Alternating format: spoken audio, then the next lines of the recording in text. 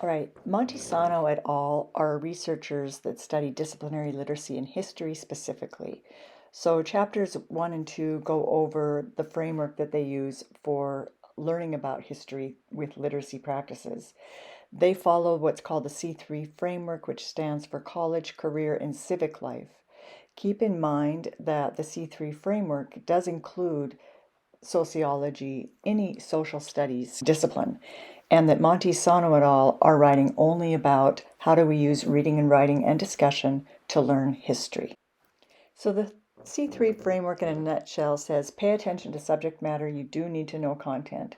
You do this through inquiry, you do investigations, and you want to teach a disciplinary way of thinking.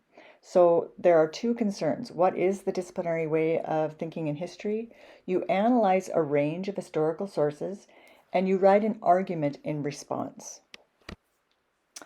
They lay out the targeted skills needed for historical thinking. First, you need to take a position in response to a question, and that position is a claim. You need to support your argument or claim with evidence. You need to explain how evidence supports a position. You need to evaluate the quality of your evidence. Was the author reliable? Did you consider the time period in which the evidence was generated? And is there legitimacy and strength in the author's supporting evidence? Finally, you need to consider the counter evidence. In chapters 1 and 2, the authors explain their curriculum. Basically, the book includes 6 investigations, and these investigations occur in 3-day cycles. Day 1, one reads and annotates. Day 2, you read and evaluate the evidence. And in day 3, you write an essay or an argument. All right, let's look at what goes on days 1, 2, and 3 more closely. First of all, on day 1, you read and annotate, and you make sure that you're reading conflicting sources. You do this by using their curriculum, which is called I Read. And I Read stands for I, identify overarching argument, R, restating main ideas of each paragraph in your own words, E, examining author's reliability by noting the author, finding its motivation for writing, considering the type of the document, A, assessing influence of context, who's the intended audience, what's the occasion of the text creation, and then D, determining the quality of facts based upon all that you've kind of considered there. All right, so the I read is taken care of in the first 2 days. Then on the third day, because you've done the reading, you've really thought through your sources, you've thought about the context, etc. On day 3, you go ahead and you make your claim. You write an argument. So their argument includes an introduction, and it's in the introduction where you introduce your claim. And then you support your claim in the next paragraphs. And then you also introduce a counterclaim. And you rebut that counterclaim, and then you provide a conclusion. Now, they also include in this curriculum what they call PPG, and this is how they provide feedback to improve writing. The P stands for praise, name a strong element of the writing. The second P stands for polish, name something to work on. And then the G stands for goals, help students set attainable goals for the next writing piece. Okay, before continuing on with chapter 3, I just want to quickly review what days 1, 2, and 3 are. These are introduced in chapter 3. So the authors recommend that on day 1 of this 6-cycle unit, you introduce the way that reading works in this kind of curriculum. And remember, day 1 is the goals are to identify the author's argument and to restate main ideas of paragraphs. So day 1 is reading of 2 conflicting texts. Day 2 is sourcing. So on day 2, you're really weighing different kinds of information that we can get about the texts and how they were produced and for what purposes. Weighing those texts' main ideas and arguments against one another based upon whether the sources are reliable or not. And then on day 3, the authors recommend that you write an argument. And the argument that they recommend, which they call How to Write H2W, includes this structure: an introduction, supporting paragraphs, a rebuttal paragraph, and then a conclusion. So keep this context in mind as we go through now chapter 3, which is these 3 lessons. Now I want to give you a heads up that in fact when you're doing days 1 and 2, you really need to do some sourcing and some thinking about the document, the context, the time, the problem that's being faced, the purpose of the author's writing. You really need to do a bit of this day 2 kind of work as you're doing the day 1 work of reading. So keep that in mind, and we'll go on with chapter 3. All right, the authors begin chapter 3 with an overview of the concepts that the 3 lessons deal with. They also go over disciplinary literacy practices, the very specific practice, and they show the links of those practices to 2 kinds of standards. The Common Core State Standards, which are now the Next Gen, and just know those Next Gen standards are very much aligned to the old CCSS. There are a few word changes, but basically they're similar. And then the C3 is the C3 framework for social studies. So this matters to us because we have 2 attributes in this course. They are disciplinary literacy and knowledge building, and also standards. So right here you have information about how the discipline of history and this specific curriculum is tied to standards. So let's just take a look at those columns at least. So what we're going to see here when we go through these lessons is these very specific disciplinary literacy practices. We're going to be sourcing and annotating historical texts. We're going to be taking a position in response to a controversial question, a specifically historical question, and we're going to be composing an introduction and conclusion of an argument. Now, those are tied to the Common Core State Standards, which are also now the Next Gen standards. They're still similar. And then the C3 framework, those are history standards specifically. So you can go back when we get to the standards part of this course, you can go and look at what exactly those standards are in both the Next Gen and the C3. All right, I'm going to demonstrate for you what the first day of reading looks like in this curriculum. And remember, the first day is reading and doing the main idea restatements here and identifying the author's argument here. And you do that with 2 documents. So just to give you a little bit of background for those of you that are fairly new to reading, if you're new to our program, one of the ways that we teach reading is through guided reading. And guided reading can take many forms. And this is a form of guided reading. So you are guiding the reading, and a kind of a general way of thinking about guiding reading is that it follows the gradual release of responsibility model, so that it starts with I do, and that is the teacher demonstrating how they or she or he wants students to read. So it begins with I do, and then it's we do, and that's when the teacher with the students practice doing what the teacher had just demonstrated. And then there's the you do. And the you do is, okay, we've practiced together, now you try it on your own. Well, in this curriculum, on the first day, you do an I do with the first text. And then with the second text, you do a we do. So we'll demonstrate that now. All right, so we know that we need to identify the author's argument, and to do that we need to read and restate the main ideas per paragraph. Now remember that I had said that the day 2 expectations for this kind of a curriculum requires sourcing, etc. Even though that's day 2, you really need to do that a bit on day 1 as well. So this is how I would handle this text. So this is a text called Barker's Diary, and we have a headnote that explains who Barker is. So I'm going to read that and think about who he is. So, Lieutenant John Barker was part of one group of British soldiers who were sent to destroy weapons the colonists had stored. Here he describes what happened when British soldiers marched into the town of Lexington on their way to destroy these weapons. Okay, I know a little bit. This guy's a lieutenant, and I know that this is a diary, and it's his diary because it's Barker's. And then I'm going to look at this source information at the bottom here. It says the source is, this is an excerpt that was adapted from his diary, Lieutenant Barker. And he was an officer in the British Army, and he wrote this on April 19, 1775. So, given that information, I'm going to think about what his purpose is for having written this text as he did. But that'll become part of my thinking as I go through the text. So, I'm going to begin. 19th. At 2 o'clock in the morning, we began our march by wading through a river that came up to our waists. So far, I'm not thinking a lot about anything. They're just going up to get those weapons. They started awfully early. Why did they start so early? They must not have wanted to be seen. So, after going a few miles, we came to a town called Lexington. We heard there were hundreds of people gathered there who planned to go against us. Okay, so he'd heard that they'd be ready for them in a sense. So, at 5 o'clock, we arrived and saw a number of people, between 200 and 300, formed in a field called Lexington Green in the middle of the town.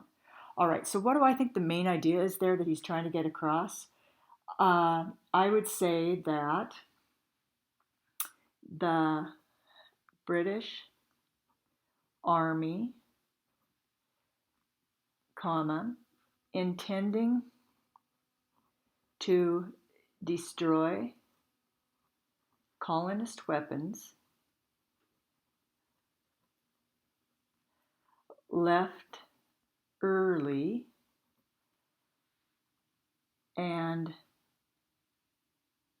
upon arriving at Lexington, found colonists awaiting. All right, that conveys what that paragraph tells us. And I don't know much about his purpose at this point, other than to simply convey what he felt occurred on that morning. All right, I'm going to continue. We continued marching, keeping prepared against an attack, though without intending to attack them. Now, I find that interesting. They went up keeping prepared against an attack, but not intending to attack. Now, part of me thinks that might be believable because they left so early in the morning. Another part of me wonders about, well, what were they thinking, given that they did learn ahead of time that people were going to be there.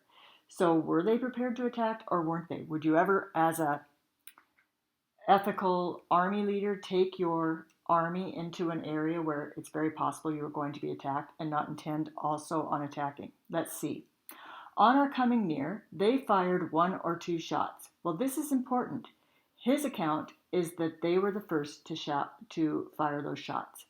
As soon as that happened, our men, without any orders, rushed in upon them, fired, and put them to flight.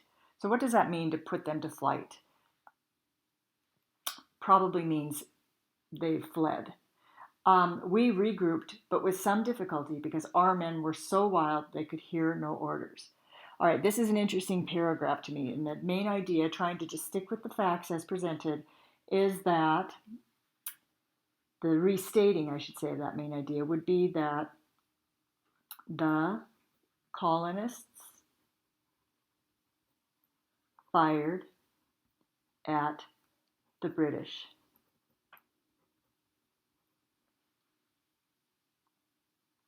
And I think it's important to say the British were not organized. Now, we're going to get into the judgments as to, can we evaluate? Do we think that this is reliable information? Because part of the reading is to evaluate the author's reliability, to assess the influence of context on that document, and to determine the quality of those facts given all of that evaluation and assessment. So we're going to do that as we also do the same with the second text. Now, the second text is a we do. Okay, now before you start your we do, you're going to want to tell your students what you've just done because you're going to expect them to do the same. So you might just start a conversation about, did you notice some of the ways that I just read when I was reading? And the class might notice that you sort of talked to the text while you were reading. So you might get that information from them or simply tell them, I talked to the text.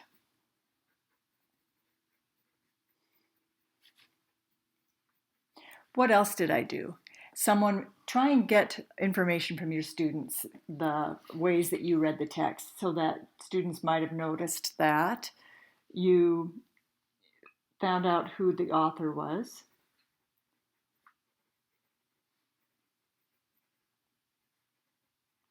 They may have noticed that you found out the source and also the date. And They may or may not have noticed that while reading, I questioned whether I agreed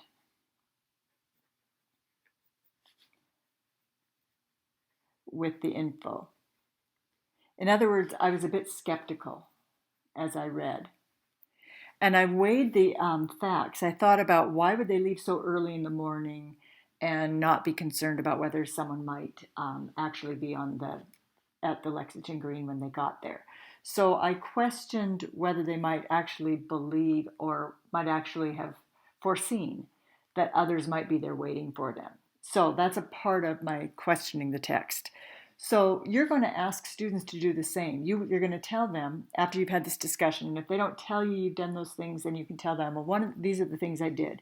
And you're going to ask them to do as you did, as you do this together, to find out who the author was, find out the source, find out the date, consider that context, what was happening at that time, talk to the text, and even question the text. One thing I also did was as I'm thinking of it now, is when I thought about words that were odd, like taking flight, I thought about what that might mean. So another thing we can do is consider new words. All right, so students will understand that you want them to do those things as they're reading. So go ahead and begin your we do now. And it works the same way. You'll explain, okay, we're going to need to identify this author's argument, and we'll do that by figuring out the main ideas per paragraph. So having just gone over the different things that I did, would someone like to begin the reading? So this is the we do, so you can collaborate on this. So invite someone to begin the reading and to start with possibly sourcing. So a student might say, well, a Minuteman wrote this, and it's a statement, and you could ask that student or any other student to go ahead and read the head note so we can learn more about that, or you yourself can. So on a we do, you can share the reading of this text in multiple ways. You could do the reading, students can do the reading, students can read silently, and then you discuss. There's multiple ways to do this. So let's just say you assigned this to someone to read. Maybe the same student that just said, well, it was from a Minuteman. All right, so the student might read, many colonists rebelled against British control by forming small groups of soldiers, also known as Minutemen. In this testimony, a group of Minutemen told their story about who was to blame for starting the Battle of Lexington Green. Okay, so after the student has read that, talk about that with the students and ask them how did they know where in the text they learned what Minutemen meant. So ask them to find it specifically in the text, because it says here, you want them to say, because it says here, also known as Minutemen. That's where we found out what Minutemen means. They're a small group of soldiers. So we know that this is a Minuteman statement, and that's as much as we know from the head note. Ask students if they can learn anything more about this particular text. And down below, they'll find the sourcing, so find out what they can about the sourcing. It's adapted from a sworn statement by 34 Minutemen before 3 justices of the peace in Lexington on April 25, 1775. As you talk about that, you can talk about that's an interesting thing that so many men are providing this account. You can talk about, oh, this is a legal statement. It's made in front of a judge, justices, 3 of them, and also talk about the date. It's different from the account that occurred in a diary on the 19th. That's going to play in the judgments that the students make about who's got the best argument or the most reliable argument. All right, so having done the sourcing and the discussion of the head note and who these Minutemen are, we can then go ahead and do the reading. So you can have a student read, or again, read silently and then talk, or you read. Let's say that I'd asked a student to read. We, Nathaniel Milliken, Philip Russell, followed by the names of 32 other men present on Lexington Green on April 19, 1775, all of lawful age and inhabitants of Lexington, do testify and declare that on April 19th at about 1 or 2 a.m. we were told that the British soldiers marching from Boston, that there were British soldiers marching from Boston toward Concord. Okay, so talk with the students about how can we state that as a main idea. Let them come up with some different ways. Explain to them that main ideas need to be inclusive of the important information in the passage, in the paragraph, and then rely on some or decide on one of those statements that are provided. Or if they're not that great, then simply give them the statement. So it might be something like 32 Minutemen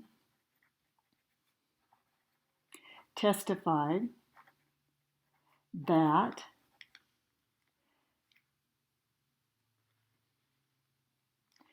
they learned the British were coming toward Concord. It might be that the group decides it's important to put in the time early in the morning. If that's what people agree upon, then put in the time as well. Assign a student to read the next paragraph out loud, or ask them, why don't you read this one silently, and we'll talk about the main idea after. Either would work. We were ordered to meet at the field at the center of town on Lexington Green, where we were told by our captain to go back home, but to be ready to come back when we heard the beat of the drum. We further testify and declare that about 5 o'clock in the morning, hearing our drum beat, we returned and soon found a large body of troops marching toward us. So, according to their testimony, at 5 a.m., they went to Lexington Green, and you could say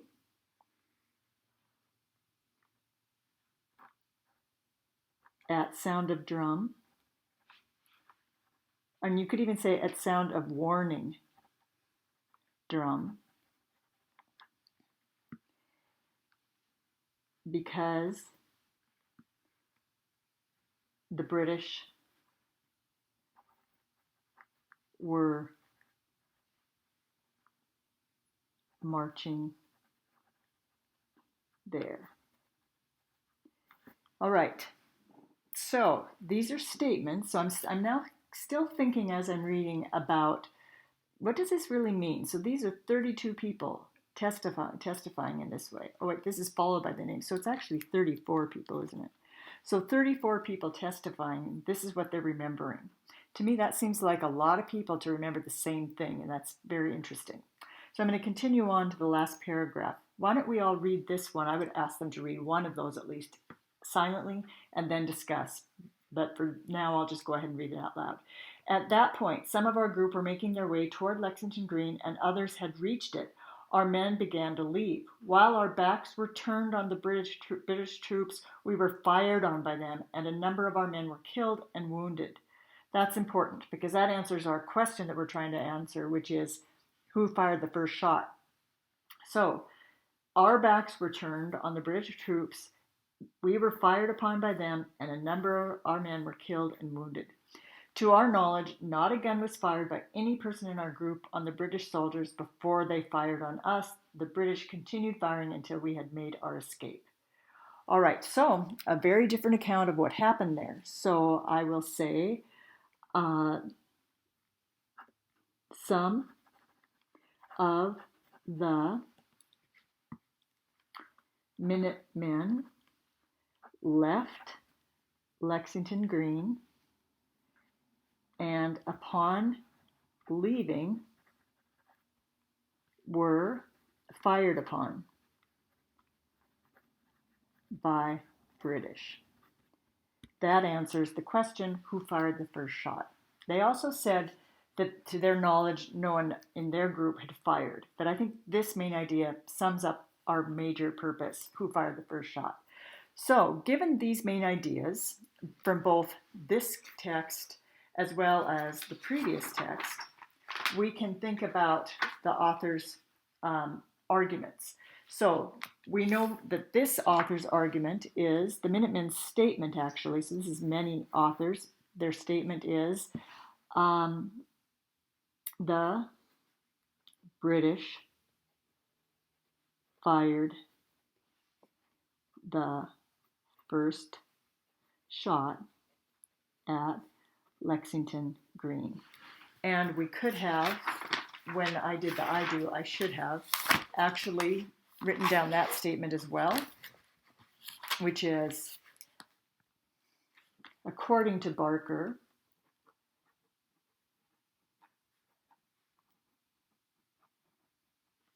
the colonists fired at the British, and the British were not organized.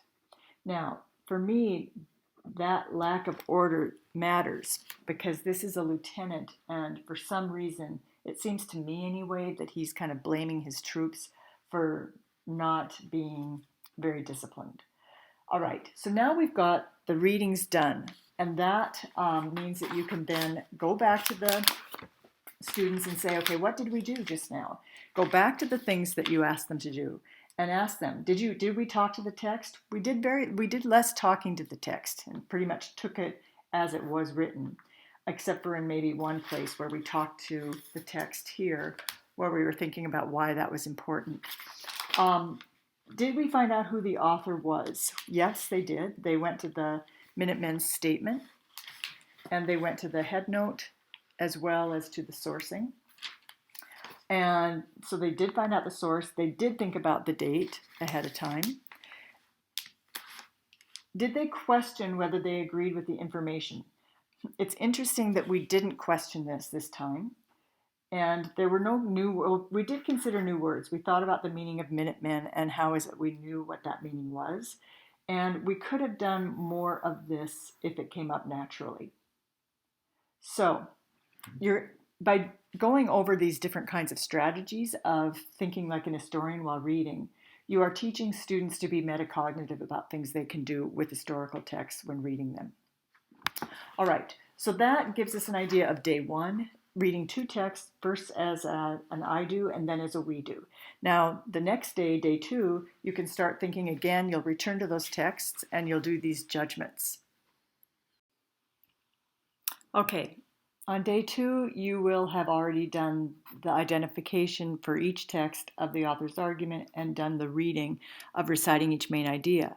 So you can now become more critical and start thinking even more deeply about the reliability of each of those texts. So the authors recommend that you come up with a judgment by going through E, A, and D. And just to remind ourselves what those things are, the things you can do under E is to ask who wrote this document and what judgments can we make about him or her? And why did that author write the document? What's the purpose for that? What is the type of document? Who's that audience? And what's the occasion for writing? We have to judge the reason to doubt or to trust the author. Okay, consider both. So this is important here. So you want to consider both sides. In an historical argument, you may end up wanting to be persuasive, but the most persuasive argument is one that weighs both sides. So we have to consider both arguments to write a good argument. When we get to assess, that's about context. And the questions we need to ask are, how might the place have influenced the writing of the document? Compare the document location to the location of events. What else was going on at that time in history? Identify the historical events and compare to when the documents were written. And then, so that might matter a little bit when we compare the first document, which was written on the day of the event, to the second document, which was written several days later. And then finally, D, determine the quality of the author's facts and examples. So this is an issue of, do we trust these facts? What facts or examples does the author give to support the argument? How do the facts or examples support that argument? Where do the facts or examples come from? Which facts or examples are most persuasive? So let's go through that with our documents. Barker's diary. We're going to evaluate that reliability by asking those questions. So, Barker. Who wrote the document? talk about who wrote it. Students could do this together with you as a whole class. You could ask them to do this in different cycles. Remember, there's 6 cycles with different documents and different historical questions in this curriculum. I would, for the first one, have this as a whole class so that you can assess how students are thinking about the documents. Don't have them work in partners until they've had experience with you thinking about the documents in these ways. So, who wrote the document and what judgments can be made about that person? Well, with Barker, we'd already learned that he was a lieutenant colonel. He wrote the document on April 19, the very date of the event. What else can we say? Why did they write that document? And what is the type of document and who's the audience? Well, we can assume that he wrote that document because he is a lieutenant, and lieutenants need to keep records of what occurs. And so what seems reliable about that document is that it did occur. It was written on the very day of the event. Who was the audience? Well, it's a diary, but it's the kind of diary that will likely become a public record. So very likely Barker knew others would read that document. All right, so next. What was the occasion for writing? Well, he had to record his day's events. Write one reason to doubt and one reason to trust the author on those events. Okay, so let's do that. Talk to the class about what might be a reason to doubt. I feel, at least in reading that, I doubted the argument because he seemed so wanting to kind of throw his soldiers under the bus. So I feel like I doubt the document because I didn't trust his willingness to blame his soldiers' lack of organization.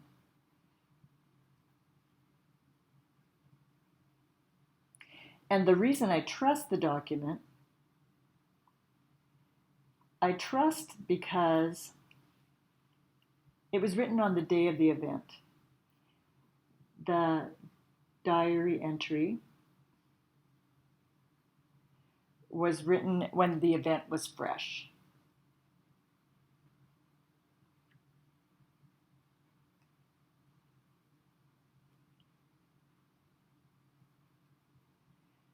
Now, students may have different reasons that they felt they doubted or trusted the document. And if they can support those reasons in the document itself, those are valid. All right, now let's move on to assessing the context. What was going on at that time? Well, we know that at that time, the British were taxing the colonists heavily. We know also that the colonists were definitely getting ready for a fight because they had weapons, so they were accumulating weapons. So what do we know about that context? It seems to me, and you have to have a discussion about this. This is not just getting something down. Really talk about what's going on at the time and determine what is that context and what matters as a class. And then as a class decide, okay, well, the colonists were preparing to fight the British.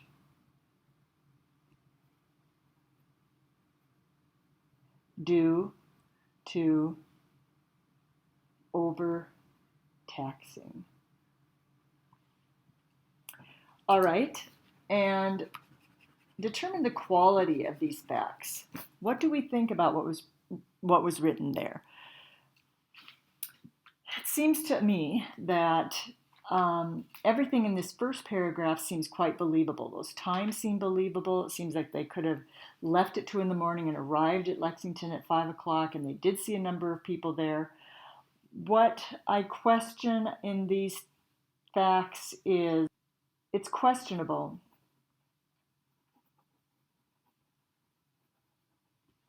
that the British were so unorderly.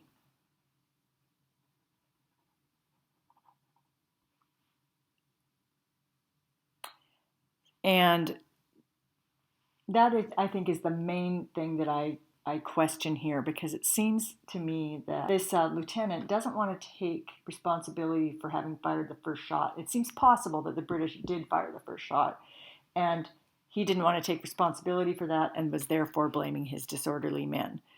Now we'll do the same thing with the next document. Let's evaluate the statement. I trust that 34 Minutemen corroborated the statement. That's a lot of people. That to me adds credibility to that statement. What I don't trust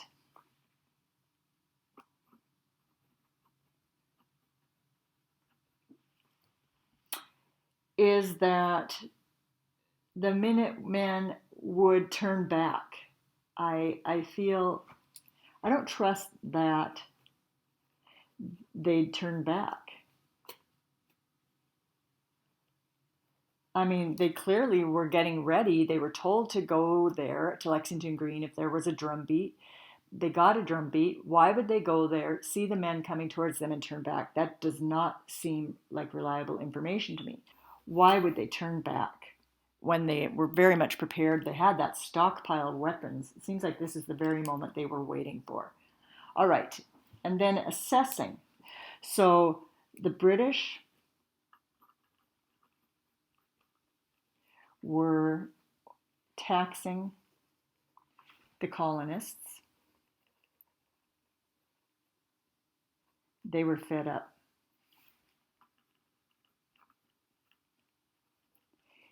Can we trust these facts? What do you think? You have a discussion about that, and that's what's going to make this history so lively for your students.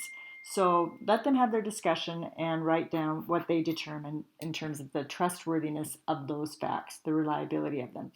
So one of the things that they might also come up with is that it's interesting that this document was written, a full, 6 days after the event. So time can play a little bit of a part in the trustworthiness of this document too. So that might go into the determination of the reliability of facts, the trustworthiness of the facts. Having done those two discussions, then the students will be able to take a stand based on the facts. That is thinking like an historian. You have done this reading and writing to learn to get them to this point, reading in a particular way, following a particular format that will help them make judgments as historians do.